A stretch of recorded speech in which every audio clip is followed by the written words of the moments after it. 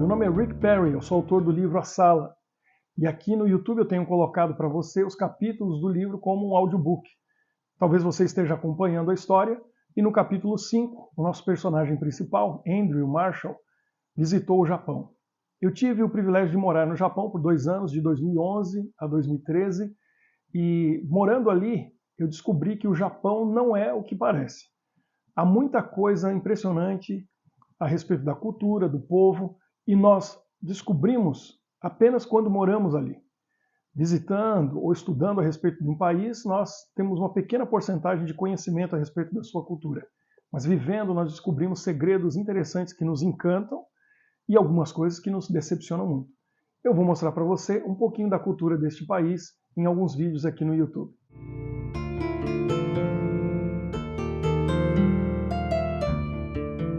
A questão da limpeza é algo impressionante no Japão. O pensamento comunitário é muito forte no Japão. Então as pessoas pensam em sociedade, em comunidade. Não há lixo na rua. Se vê, mas normalmente não há, porque as pessoas não jogam lixo na rua, elas levam para casa. Eu andei por Tóquio durante meses, nunca vi uma lata de lixo. Não existe. Lixo público não existe. Porque as pessoas colocam na bolsa, na sacola, no bolso, levam para casa e jogam seu lixo em casa.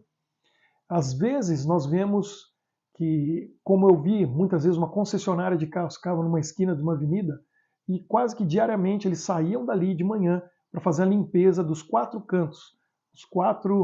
As 4 esquinas daquela avenida eram limpas todas as manhãs pelo gerente da concessionária e os seus funcionários. Faziam a limpeza ali. Então eles têm esse cuidado. As crianças limpam a sala de aula na escola. As crianças limpam o seu quarto em casa. E também nós vimos na Copa do Mundo como que os torcedores japoneses, antes de sair do estádio, deixam ele limpo. Recolhem tudo que foi jogado no chão, todo o resto de comida, copos, garrafas, latas, e limpam tudo. Agora na Copa do Catar, a seleção japonesa deixou o vestiário limpo.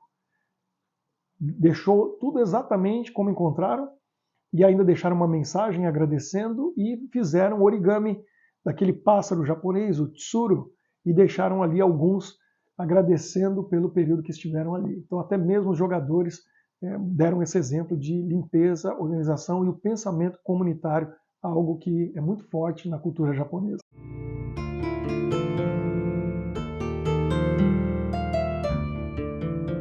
Algumas coisas foram surpresa para nós. Ali, ao nos relacionarmos com os japoneses e vemos como a cultura japonesa funciona.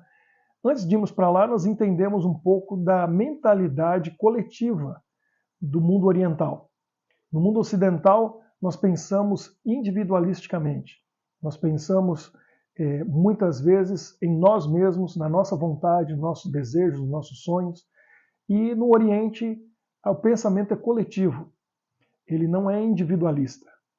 Então, no mundo capitalista, a gente pensa em crescer, desenvolver, nós pensamos no nosso ganho, em tudo que nós vamos fazer, nós pensamos o que eu vou ganhar com isso. E nossos desejos sendo realizados, as nossas vontades sendo realizadas. No Japão, em especial, isso não funciona assim. O pensamento coletivo é muito forte. Por exemplo, eu me lembro antes de irmos para o Japão, nós estudamos a respeito da cultura e nós vimos que um retrato de um menino sorrindo era mostrado para uma criança ocidental. E a pergunta era feita para ela assim: esta criança está feliz?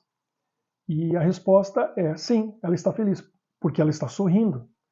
Mas a mesma imagem mostrada para uma criança oriental, a resposta era diferente. Esta criança está feliz?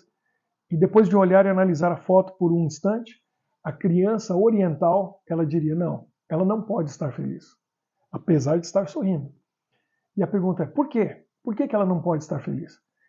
Porque o que a criança ocidental não vê é que ao fundo daquela foto, atrás da criança sorrindo, está a sua família. Lá ao fundo está o vô, a avó, tios, primos, o pai, a mãe, irmãos, todos estão tristes.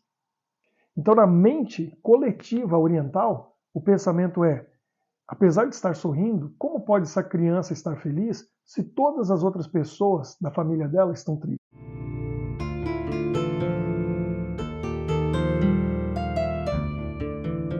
Uma coisa que nós notamos muito claramente também no Japão é um grupo grande de japoneses que são xenofóbicos.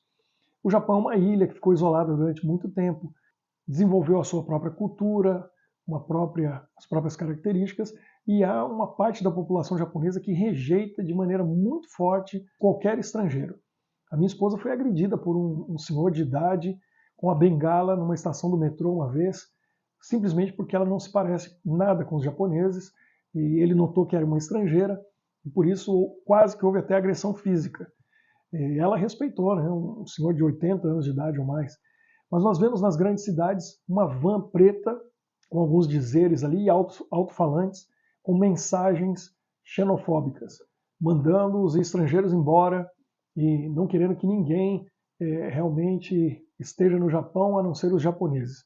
Eles se consideram uma raça superior em vários sentidos, então existe essa característica.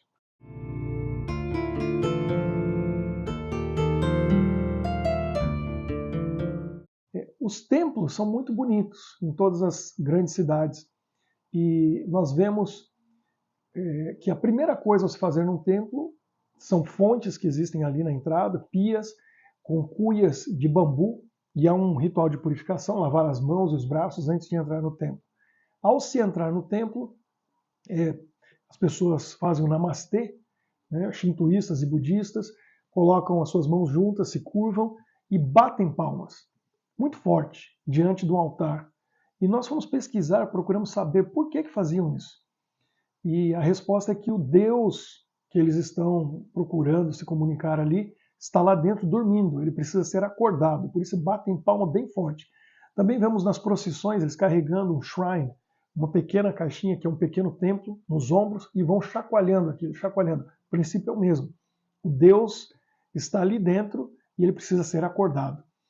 Nós vemos também nos templos estátuas com um babador. Nós vimos isso muitas vezes, em muitos lugares. Eu tirei várias fotos e demorou muitos meses para descobrir por que aquelas estátuas tinham babador. E o motivo é muito interessante. No Japão, o aborto é legalizado. E não importa se é uma adolescente, se é uma mulher solteira ou casada, quando ela está grávida e vai fazer sua primeira consulta, a primeira coisa que o médico, a médica vai dizer para ela é: você quer abortar? A primeira opção sempre é o aborto. Então o número de abortos no Japão é muito alto. E o sentimento de culpa das mães é muito grande. E aquele babador é colocado nas estátuas para dizer aos deuses que recebam o espírito daquele feto, né, aquela criança que foi abortada, lá no outro mundo, do outro lado, e tratem bem dela, cuidem dela lá no outro mundo. Então, realmente é uma situação muito interessante, um país cuja população vem diminuindo bastante. Apesar de haver muitas crianças no Japão, o índice de natalidade tem caído bastante. A população japonesa tem diminuído. Nos templos, nós vemos também nos varais, ali papeizinhos amarrados que contêm as orações. Alguém com autorização, anos atrás, abriu aqueles papeizinhos para poder ver que tipo de orações estavam sendo feitas. O pedido número 1 era pelos estudos, para que pudessem passar nas provas e atingir as suas metas. O segundo maior pedido eram mulheres pedindo para que os deuses ajudassem a seu esposo parar de trair. Então faz parte da cultura e esse era o pedido mais feito, o segundo pedido mais feito naqueles varaizinhos de oração que nós vemos nos templos japoneses. Bom, é isso. Espero que você tenha gostado e se você tiver alguma pergunta, alguma dúvida a respeito do Japão e eu puder responder, posso responder num outro vídeo. Espero que você continue lendo o livro A Sala ou assistindo aos vídeos aqui no YouTube. Se você gostou, compartilhe com seus amigos, se inscreva no canal e coloque os seus comentários aí para a gente poder responder e tirar as suas dúvidas a respeito dos mistérios que Andrew Marshall vem desvendando dentro dessa sociedade chamada A Sala. Até o próximo capítulo. Qualquer semelhança com a realidade pode não ser mera coincidência.